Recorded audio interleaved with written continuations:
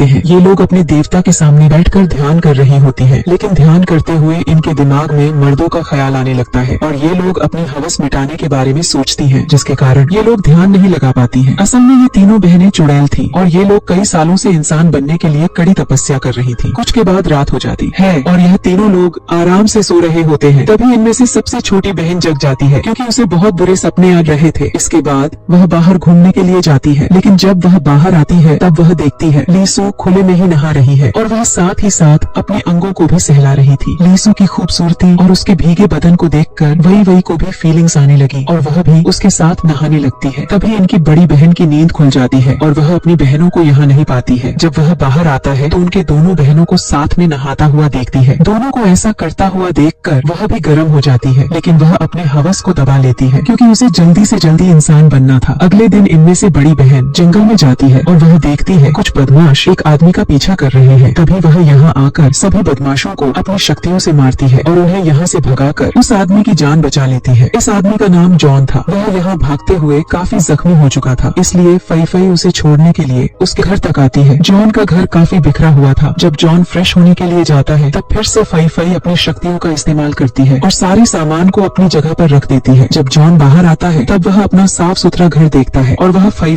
को thank you बोलता है। फई उसे बोलती है, आज के बाद मैं तुम्हारे घर आया करूंगी और यहाँ आकर मैं तुम्हारे सारे काम कर दूंगी। जिस पर जॉन उससे कहता है, मेरे पास इतने पैसे नहीं है कि मैं तुम्हें काम पर रख सकूं। उसकी बात सुनकर फई उससे कहती है, मुझे पैसों की कोई भी जरूरत नहीं है, मैं तो बस तुम्हारी मदद करना चाहती हूँ। फई अब जॉन को पसंद करती थी, इसलिए वह उसके सारे काम करना चाहती थी। इधर हम लोग वही और लीसू को देखते हैं, जो कि अपनी बड़ी बहन का वेट कर रही थी, क्योंकि वह सुबह से घर नहीं लौटी थी। कुछ देर के बाद फई घर में वापस आती है, लेकिन वह यहाँ अपनी बहनों को जॉन के बारे में कुछ भी नहीं बताती है। इसके बाद वह एक दिन अच्छे से तैयार होकर जॉन से मिलने के लिए जाती है। सबसे छोटी बहन को उस पर शक होता है, इसलिए वह उसका पीछा करने लगती है। तभी वह देखती है उसकी बड़ी बहन एक झोपड़ी के अंदर जाती है। कुछ देर के बाद जब वह जॉन के घर से निकलती है तब वही जॉन के घर में जाती है, ताकि वह यह बात जॉन को कह सके कि उसकी बड़ी बहन यहाँ क्यों आती है। जॉन यहाँ बाथरूम में नहा रहा होता है। वही उसे अचानक देख लेती है और उसे देखकर बहुत घबरा जाती है। जब जॉन की नजर उस पर पड़ती है तब वह उसे भला बुरा कहकर अपने घर से भगा देता है। जिसके बाद वही रोते हुए अपने घर में आती है। उसे रोता हुआ देखकर लीसू उससे कारण पूछती है। इसके बाद वही लीसू को जॉन के बारे में सब कुछ बताती है। उसकी पूरी बात को सुनकर लीसू को बहुत गुस्सा आता है और वह अपनी तलवार निकालकर जॉन को मारने के लिए निकल जाती है। वह जॉन के घर पहुंचकर उस पर हमला कर देती है। वह उसे मारने की कोशिश करती है, जिससे बचने के लिए जॉन उस पर पानी फेंकता है और उसके बदन को गीला कर देता है। जैसे ही जॉन लीसू के भीगे हुए कपड़ों को देखता है, उसकी हवस जाग जाती है। वहीं इधर लीसू कब से यह सब चाह रही थी। इसके बाद यह दोनों करीब आते हैं और एक दूसरे को खूब प्यार करते हैं। घपाघप करने के